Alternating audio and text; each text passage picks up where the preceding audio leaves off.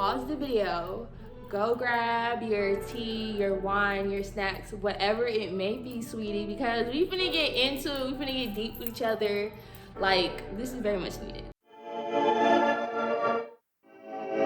Human beings are magical creatures. We can see what doesn't exist and choose to rise above what is. Unlike any other. Hey my lovelies, welcome back to the channel. I am super excited to film this girl talk video. I feel like it is definitely needed. Y'all, this video is so needed, especially with the upcoming holidays. And you know, some people may be booed up, some people may be single, and that's okay. I hope you guys really enjoy it because I'm excited to answer these questions. Like, I'm too excited. If nobody's told you today, I love you, I like you. I hope you guys are having an awesome, great, amazing day, night, whatever time it is. Stay tuned and let's get into it. So the first question I'm gonna go with is, what are you currently reading and any book recommendations? So right now, I'm reading this book, On the Pale Horse by William Cooper. William Cooper was a naval intelligence officer, and this book is really like all about conspiracies and like New World Order and a whole bunch of things of that nature. I just thought it was really interesting. I heard about it through a friend and thought, why not go ahead and read it? It seems like a super interesting book. I'm like a third of the way through. I'm gonna be honest, when it comes to book, I have like serious commitment issues. I will start reading a book and like legit start reading another book and then start reading another book. Like, I can never really finish a book, to be honest with you. But this book I definitely recommend. It is super good. It has me like glued to the pages. Anytime I'm reading, I just don't want to put it down. Books that I do recommend, however, are, I'm gonna give y'all three of these books. I feel like they're definitely self-help books. One that I am currently reading also is You Are Here by Thich Nhat Hanh, if I'm saying that, or Thich Nhat Hanh, if I'm saying it correctly. I was watching an interview with Janae Aiko, and she mentioned this author, and so I went and did some research and found this book. It's really about like being in the present moment, just being with yourself, learning to live in the now. And I feel like that's super important because I'm definitely one of those people that are like,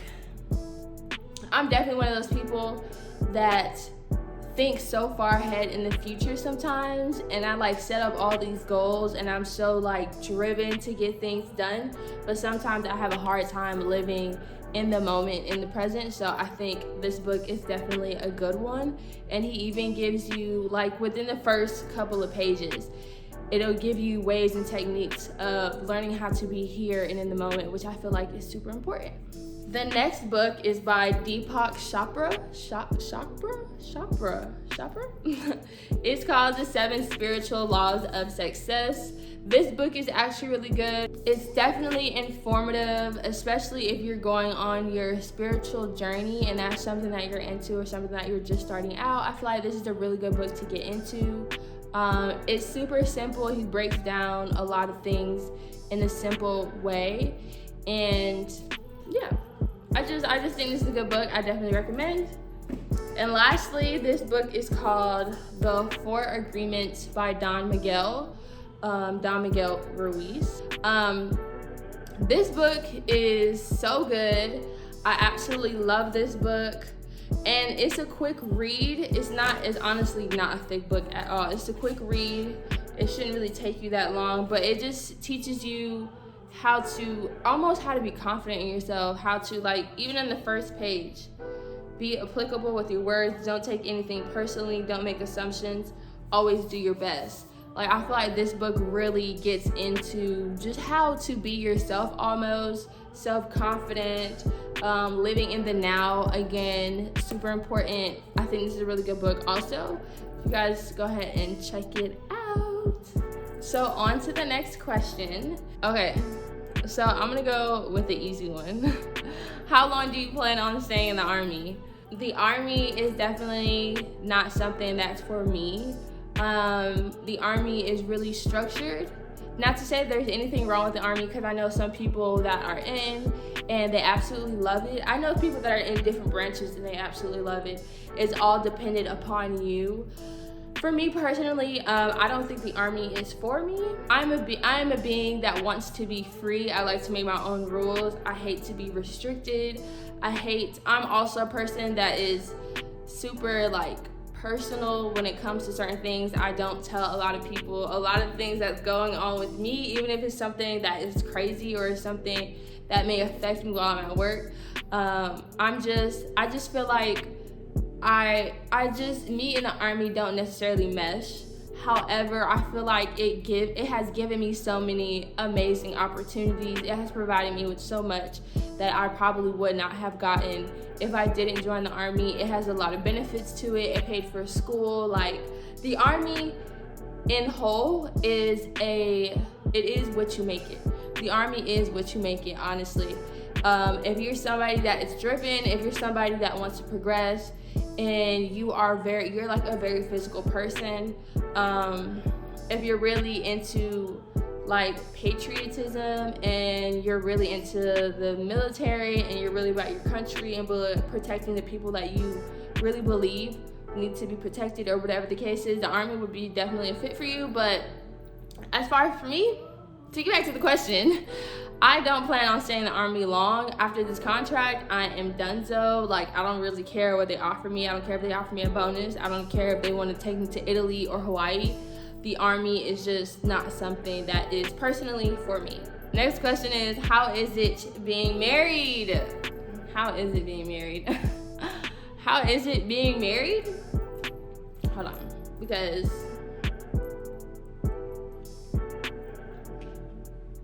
I feel like that question is just like, I almost don't know how to answer it. Because honestly, being married, being in a relationship is a challenge. And I honestly feel that some people think marriage is a big thing. Like, you're almost signing like a contract or a partnership to spend the rest of your life with this individual.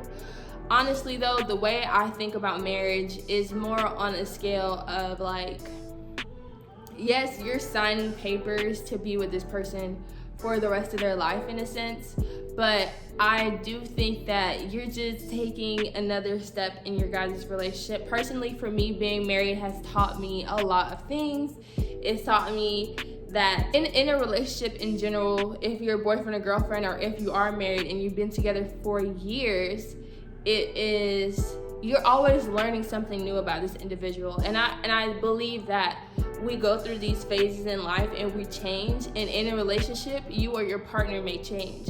And it doesn't have to be in a negative way, but you have to be able to cope and grow with that person, and that person grow with you. And I feel like you guys also have to have some type of like balance with each other, and learn how to like feed off of each other's energy, and just be there, and just it's a long-standing like soul partnership. And I feel like that's how my marriage is personally. I feel like I'm bonded to this person, and me and him, we are two different individuals. He's water, I am fire. He's Pisces, I'm a Sagittarius.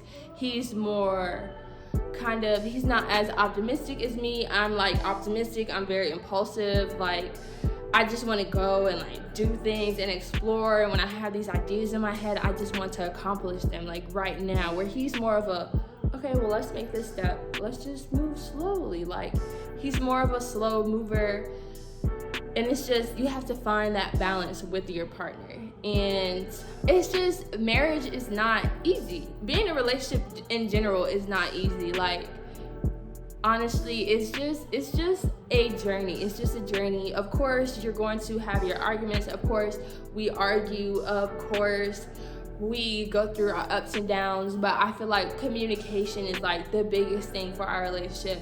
And that in turn, and being open about emotions and how we feel about certain things, I feel like that is what keeps us going. Like, we may get to points where it's just like, oh, I'm done, or blah, blah, blah, blah, whatever the case is, right? In that moment, we're upset and, you know, whatever the case is. But I feel like communication is the biggest thing in a relationship, will always be the biggest thing in the relationship. Being honest and truthful about your emotions, that's like one of the biggest things I can say I learned from our relationship, and how to compromise.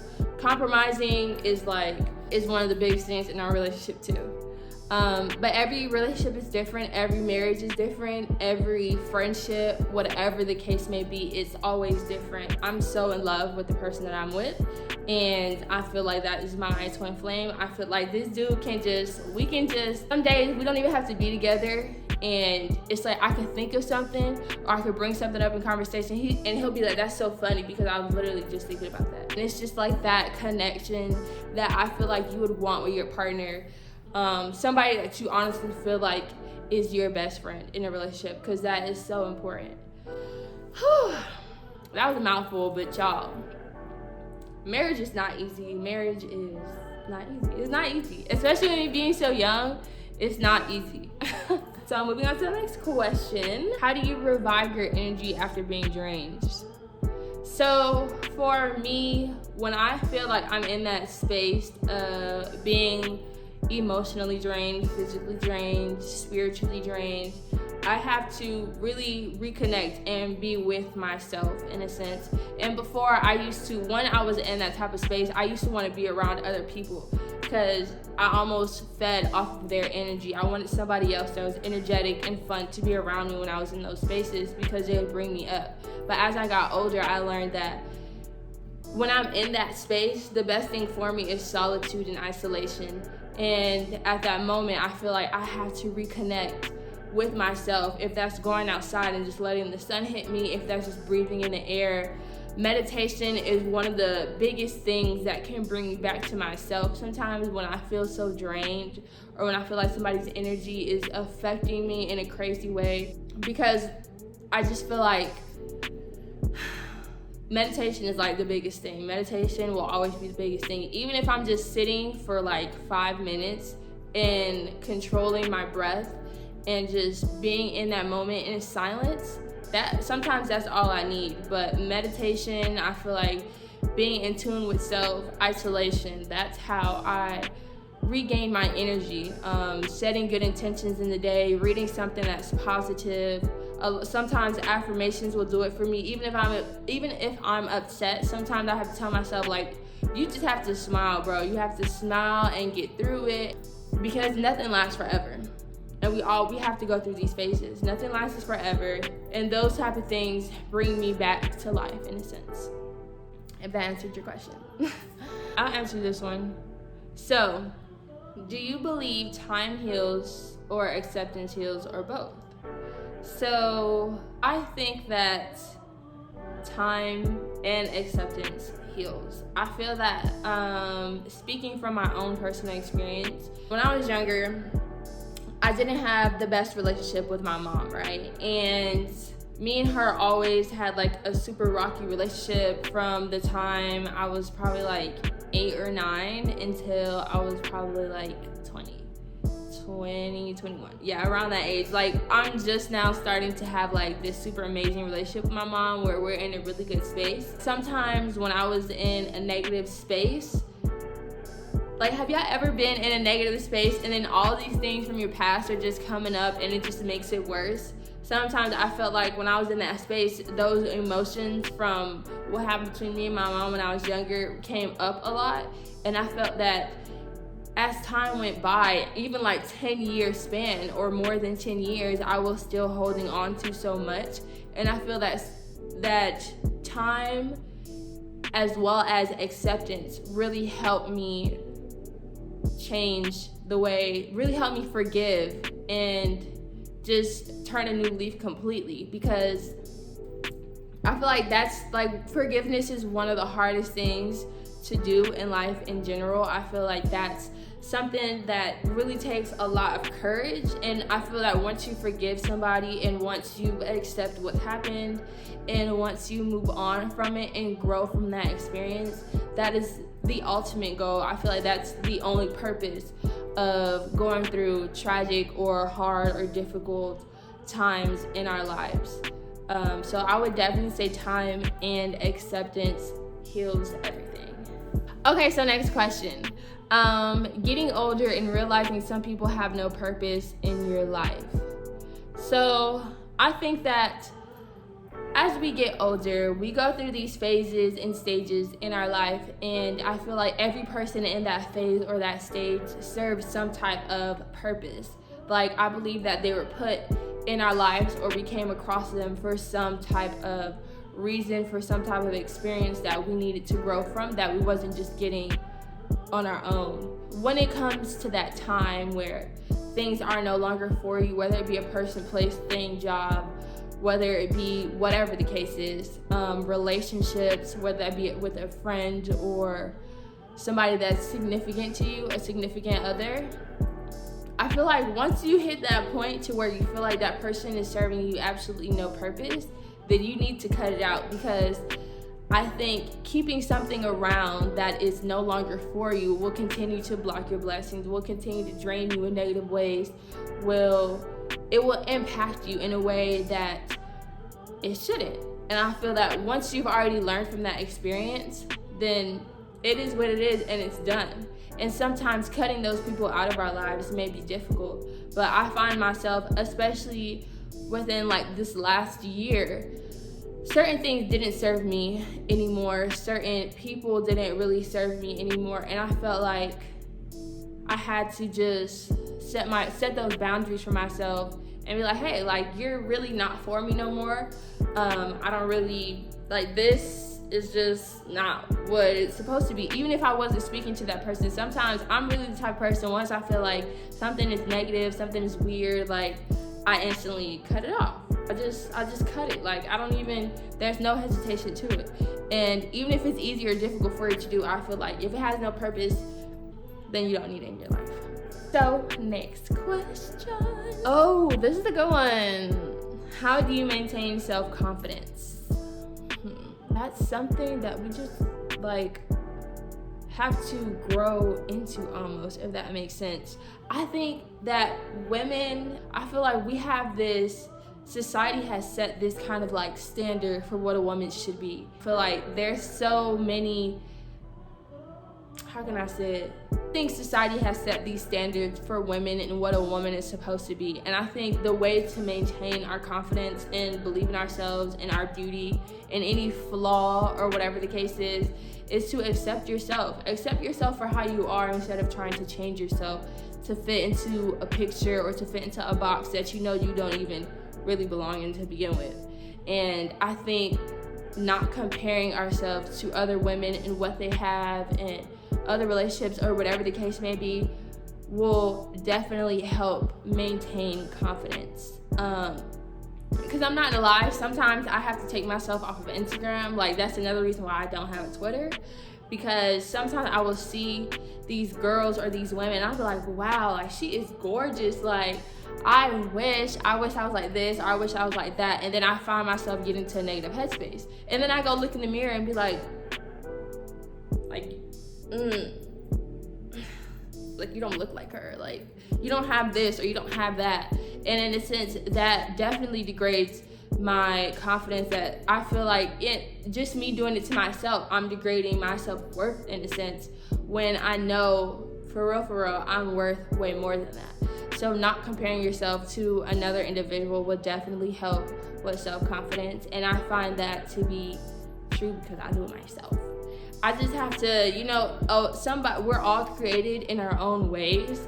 God didn't make us all look the same for a reason. We're beautiful in our own ways. That's definitely how I would recommend. If you're a guy or anybody that is like weirded out by talking about menstrual cycles and like the female body and those kind of things, then you might want to skip this part because, yeah. Thanks. So, next question. Pads or tampons? I'm not gonna lie, I started out with pads when I first got my period, switched to tampons, and now I'm back to pads. And I say that because I started doing research on tampons, the toxins that they carry in them because I noticed over time whenever I started to use tampons, I'd get like this weird like cramp in like my vagina, you know, like cervix area, and I would have to take the tampons out because I'm like, at this point I know it's hurting me. That's literally my body rejecting it. So I would just take them out and switch to a pad, and I would no longer have those cramps. And then with doing the research on tampons and pads, I did see that there's certain toxins that are inside of tampons that can cause women cancers and make you infertile and things of that nature. So I would definitely look into it. I've also switched to all cotton pads. I feel like they're more sustainable, they're better. I feel like they don't carry toxins and dyes and perfumes in them, which is healthier for our yonis. But yeah, I prefer pads over tampons. No toxins. What are your thoughts on abortion and birth control? So personally for me, I think abortion is a super touchy subject. I feel that as a woman, we are the only creatures, as being females, we're the only creatures, honestly, that can carry our children. And I think that we kind of uphold like a certain responsibility when it comes to that. And I feel that as a woman, if you feel that you're not ready for a child, or if you feel like it's not something for you, or whatever the case may be, you have the right to do whatever it is you feel necessary to do with your body. I'm not necessarily for, but I'm also not against abortion. I feel like it's up to you. Like, who am I to say what you can and cannot do with your body? Birth control, I'm not against birth control at all. Me personally, I would not do birth control because, again, I don't really want toxins in my body. That's just me. Even when it comes to like Plan Bs or whatever the case, like, me personally, I wouldn't do it, but I'm all for women that would want to do it or prefer to do it or whatever the case is, because I know some women suffer from like really bad menstrual cycles or cramps or whatever the case is, and birth control can sometimes help that. So yeah, do whatever you feel is necessary to do with your body, sis. Next question. Where is somewhere you want to live in the future, like your 60s or 70s? In the future, around that age, I see myself living somewhere where it's sunny. I see myself living somewhere where there's an ocean. I see myself living somewhere where farming is applicable and I'm able to grow all of my own vegetables and foods in general. I don't necessarily have like a set place, honestly, and I think that's just because I want to explore the world a little bit more before I put a definite location onto where I want to spend the rest of my ending or lasting days. But yeah, I feel like I just want to be in nature. I want to be somewhere where I can go to the mountains if I want to, or be in the jungle or something like that. I'll be honest, even talking to my friends, like, I'm the type of person, like, I feel like I just want to go lay down somewhere and be naked in the jungle, even around my house. Like, if my blinds are closed, I want to walk around my house naked because I just feel like freedom. Like, I just want to be free. I hate restrictions in any sort, form, or fashion, whatever the case may be. So when I get old and when I'm looking good in my 60s and 70s, I want to be somewhere where I can be free. I want to have a lot of land. And yeah, if I had to think right now, the one thing that's coming to me is like Bali or something like that, because I think their waters are beautiful. They have so much nature, the jungles, even like the culture out there. I just absolutely love it. I think it'd be amazing. So the next question is, would you ever shoot your shot at a guy? I'll be honest, like, before I got married, when I wanted something, I just wanted it. Like, I didn't really hesitate to do what I had to do. When I like something or someone, or I find that person attractive, I kind of like flirt, but I don't do it intentionally. Even before I got into my relationship with my significant other, I definitely was just kind of like, flirting was almost like, it was like natural for me. Bro, if you want to shoot your shot, shoot your shot. Like, don't be shy. Don't come off crazy. But yeah, would I ever shoot my shot at a guy if I really wanted it? Yes, I would. I definitely would. Cause that's just me. I'm just that like super independent, dominant woman. Like, if I want you, I want you, and you're gonna know it. So, what has 2020 taught you? So I would say in 2020, one of the most weirdest years of my life, I would say it definitely taught me solitude and how to be with self and compromising. 2020 has definitely been kind of a spiritual, I'm not gonna say it was a spiritual awakening for me, but it definitely put me more in tune with self. I would definitely say that it was something, 2020 changed a lot about me, and in one of my previous videos I talked about how I felt like I was changing as a person, and I think that is because of 2020. I found so much out about myself and how to set boundaries for myself and how to say no when it's something that I really didn't want to do, or just self. Like, it really put me in tune with self. It really helped me learn boundaries.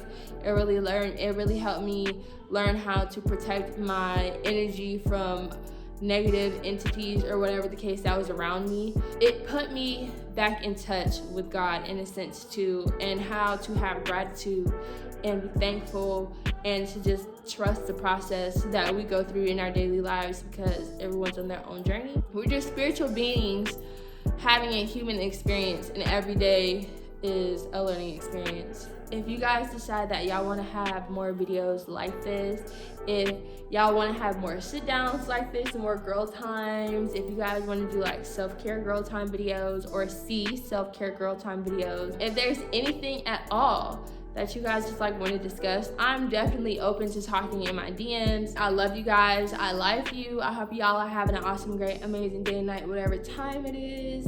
And I'll see you guys in my next video. Oh, didn't you know I'll be my own